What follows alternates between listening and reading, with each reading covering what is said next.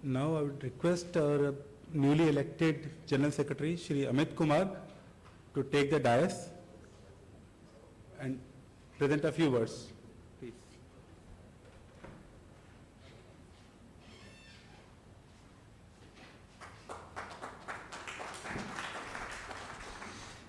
आप सभी का फिर से धन्यवाद मुझे इस अपॉर्चुनिटी को देने के लिए। जैसा कि अब नई जीबीएम ने टेक ओवर किया है तो उसने कुछ एजेंडाज इन द स्पिरिट जो एमओयू हमारी एसोसिएशन का रहा है और जो हमारे गाइडिंग स्टार हैं यहाँ पर बैठे हुए, तो उसी को आगे बढ़ाते हुए, क्योंकि जो हमारे एसोसिएशन का जो मेन मोटिव रहा है to protect the rightful claims, constitutional claims of SC/ST employees working in the Central Secretariat, ये हमारा मैंडेट रहा है। और रिजर्वेशन इन एम्प्लॉयमेंट के बाद कॉन्सिक्वेंट जो आ जाता है रिजर्वेशन इन प्रमोशन, उस सबको सीख करना यदि नहीं मिल रहा है और फिर उसको प्रोटेक्ट करना यदि ये कहीं से रोका जा रहा है। सबसे पहले तो ये बात आ जाती है कि हमें प्रोटेक्ट क्यों करना है, क्योंकि ये राइट आपको काफी स्ट्रगल के बाद मिला है। जब आप मजबूत होते हैं तो आपके कोई भी हक या कोई भी राइट हो उसको जो है कोई इंसान कोई दृष्टि नहीं डाल पाता। If you are on a strong position, so first thing we have to place on a commanding position, like enriching ourselves, स्पोकल वोकल, हमें पता होना चाहिए how to fight for our rightful claims in a legal and constitutional manner. क्योंकि सबसे बड़ा खतरा, जैसे बाबा साहब अंबेडकर जी ने कहा है, उदासीनता। उदासीनता एक सबसे बड़ी बीमारी है जो इस समाज को खा जाती है। और इसी के साथ मैं आगे बढ़ता हूं, क्योंकि मुझे उम्मीद नहीं थी कि इतने सारे लोग आ पाएंगे इतने कम समय में। जो हमारी टीम रही है ऑर्गेनाइजिंग जीबीएम टीम और आप सबका सहयोग और प्यार जो रहा है, ये इस जीबीएम को कंडक्ट कराने के लिए आप सब लोग आए हैं, मैं उसका तहे दिल से धन्यवाद करता हूं। क्योंकि आपका ये कांस्टेंट सपोर्ट और प्यार ही इसको मजबूत रखता है और चलायमान रखे हुए है। The enthusiasm displayed by all of us is the booster which this association really needs. जो नई जीबीएम ले रही है body as a general secretary on behalf of our new general body, कुछ ऑब्जेक्टिव्स हैं जो हमने रखे हैं। कुछ सर्विस मैटर्स के इश्यूज होते हैं, जैसे प्रमोशन एस्पेक्ट्स। प्रमोशन एस्पेक्ट्स में भी हमारा आ जाता है maintenance of proper maintenance of reservation roster. ये हमें हमेशा हर पद के लिए, कोई भी पोस्ट हो उसका एक रिजर्वेशन जहां एप्लीकेबल है रोस्टर बनता है, उस पर ध्यान रखने की हमेशा जरूरत है। क्योंकि जब तक आप उस पर ध्यान नहीं रख पाएंगे आपको नहीं पता चलेगा कि कहां गड़बड़ हुई है। तो हमें दो चीजें डेवलप करनी होंगी, एक तो अपने रिजर्वेशन रोस्टर को हमेशा ध्यान में रखना और उसमें कहीं कोई फॉल्ट तो नहीं हो रहा है। दूसरा, एक टाइमली प्रमोशन हो। ठीक है, आपका रिजर्वेशन रोस्टर चला आ रहा है, लेकिन आपका प्रमोशन क्या टाइम पे हो रहा है?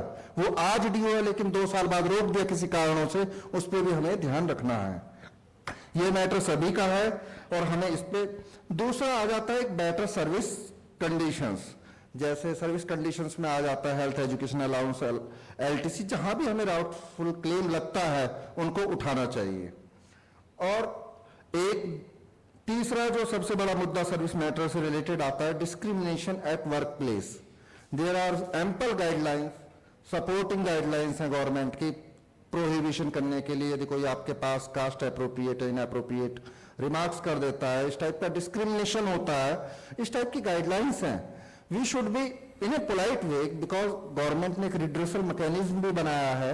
हर टाइप का हमारे पास एक लाइजन ऑफिसर होता है, हर मिनिस्ट्री में होता है, जो हमारे इन ग्रीवेंसेस को एड्रेस करता है। हमें पता होना चाहिए हाउ टू एड्रेस देम, हम उनसे कनेक्ट कर सकते हैं, हम rightfully in first place politely बोल सकते हैं this is not appropriate one. तो हम एज एन एसोसिएशन चाहेंगे कि वर्क प्लेस जो है सबके लिए सेफ हो, कॉन्फिडेंस बिल्डिंग हो और नॉलेज।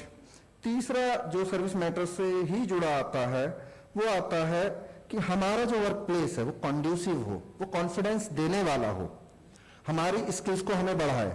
जब कोई नया बंदा as a member of association और गवर्नमेंट में आता है तो हम उसे कॉन्फिडेंस दें, एश्योरेंस दें, we are here, don't worry, will make you learn, you are new, you are directly coming from the rootest village of the country, don't worry, we are here. हम आपको सपोर्ट देंगे सिखाने में भी, working environment में ढलने के लिए भी, और आपको मेहनती बनाएंगे। ठीक है, थोड़ा आपको मेहनत करना पड़ेगा, you need to work a lot because you are coming from that place, पर हमें उसको साथ को बियर भी करना है, उसको कंडीसिव एनवायरनमेंट भी देना है। इसीलिए नॉलेज और पर्सनैलिटी डेवलपमेंट, जैसा कि हमारे साथी श्री जतिन कुमार जी ने कहा है कि ये बहुत जरूरी इशू हो जाता है। अब जो मेन टारगेट जो इमीडिएट हमारे पास आ जाते हैं, जो हमें मिला कि टेक्नोलॉजी के इस जमाने में एक अप टू डेट जो है वेरियस जो मेंबर्स ऑफ एसोसिएशन के हैं और नहीं भी हैं, उनका एक डेटा हमारे पास हो कि कौन मेंबर्स हैं या नहीं है किसके साथ। तो हमारे पास एक अप टू डेटा वो तैयार करना है सेंट्रल सेक्रेटेरिएट का। बिल्डिंग वाइज कोऑर्डिनेटर हम अपॉइंट करेंगे जो सुपरवाइज करेंगे कि डेटा करेक्ट है। ऐसे ही ऑफिशियल वेबसाइट जो एक कनेक्टिंग पॉइंट होगा हम सबके लिए, जिस पे एक नॉलेज हब और पास्ट स्ट्रगल्स, ओएम्स, सर्विस मैटर्स से रिलेटेड और जो रेफरेंस मटेरियल है वो अवेलेबल होगा। एंड आई एम श्योर आप सबका इसमें हमें काफी सहयोग चाहिए होगा, जो हमारे फाउंडिंग प्रेसिडेंट हैं, क्योंकि हिस्ट्री वही लिखते हैं जो उसके लिए लड़ते हैं, और फाउंडिंग प्रेसिडेंट की स्पिरिट ही है जो इसे चलाए रखेगी। उस पर हमें एक नॉलेजेबल आर्टिकल्स की जरूरत पड़ेगी, एक नॉलेज हब जहां पे members quality articles service matter से रिलेटेड, खासकर रिजर्वेशन, पर्सनालिटी डेवलपमेंट और जो हमारे मैटर्स में दे सकें। एक जो सबसे बड़ा मुद्दा रखा है हमने, रेगुलर जनरल एनुअल मीटिंग हो हमारी, जो फर्स्ट हाफ अप्रैल में हो, क्योंकि अप्रैल का ओकेजन सबके लिए बहुत खास होता है। 14 अप्रैल का सबको अपने गांव में जाके अलग जगानी होती है, कॉन्फिडेंस देना होता है, अपने मोहल्ले में देना होता है। तो वी कैन नॉट कि हम 14 अप्रैल पे करें, उसी वीक में, पर उससे पहले कर दें। ऐसे ही हम कल्चरल फेस्ट और या स्पोर्ट्स, जिसमें हम और हमारे परिवार के बच्चे उनके अचीवमेंट्स को हम शेयर कर सकें, नर्चर कर सकें और समझा सकें। कल्चरल फेस्ट के एक दूसरे को जानना अलग चीज है एम्प्लॉयमेंट में, पर हमारी फैमिली की जो कैपेसिटीज हैं, एक्सटेंडेड फैमिलीज हैं, मे बी आज हम सेक्शन ऑफिसर हैं, मेरी वाइफ किसी क्षेत्र में एक्सलेंट हो, या जैसे जतिन का किसी का जर्नलिज्म एक्ट, तो वो कन्वर्जेंस ऑफ वेरियस कैपेसिटीज और टैलेंट्स हो, और हम सब उससे।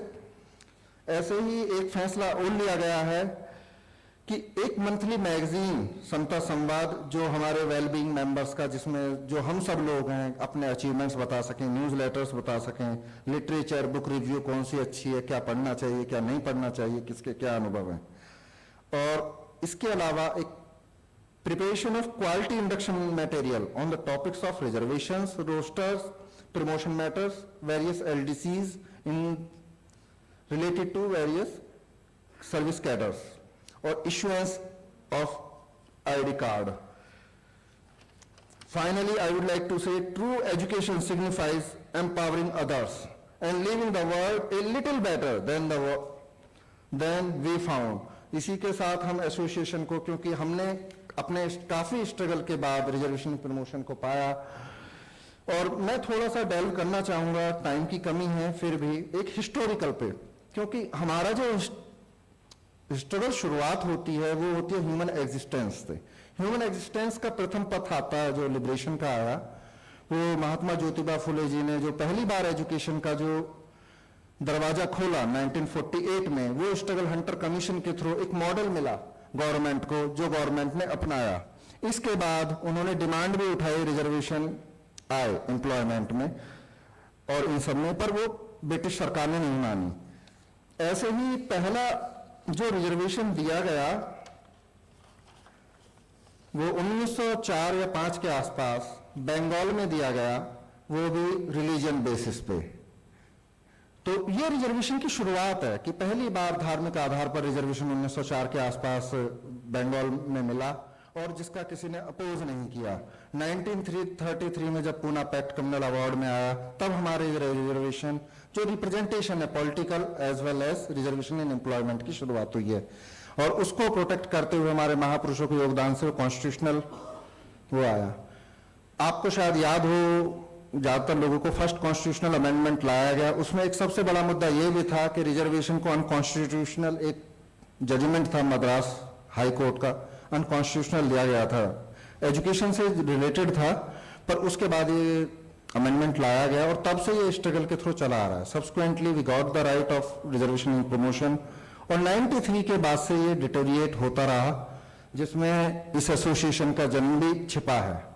इस स्ट्रगल के साथ मुझे आप सभी से यही उम्मीद है कि आप सब मेरा साथ देंगे, हर चीज में मैं हमेशा तैयार रहूंगा, पर वही क्योंकि हम सबका समय कीमती है, सब पारिवारिक और ऑफिस की जिम्मेदारियां निभा रहे हैं और खूब अच्छे से निभा रहे हैं, तो उसमें से थोड़ा बहुत समय आप भी निकालें, अपने मैटर को हल्का सा ब्रीफ करें और कोई भी सर्विस मैटर किसी भी एरिया में अच्छी हो, जो हमारी मैगजीन है, ऑफिशियल मैगजीन है, उसके लिए कंट्रीब्यूट करते रहे एक टाइमलाइन। और अब इन्हीं के साथ मैं अपनी वाणी को विराम देते हुए श्री कुणाल राजा गौतम जी को बुलाऊंगा, वो हमारे चीफ गेस्ट के थ्रू जो ऑफिशियल वेबसाइट है उसके लॉन्च के लिए कराएंगे और उसके साथ साथ वेबसाइट और उन सब के बारे में बताएंगे मैगजीन के। Thank you Kunal.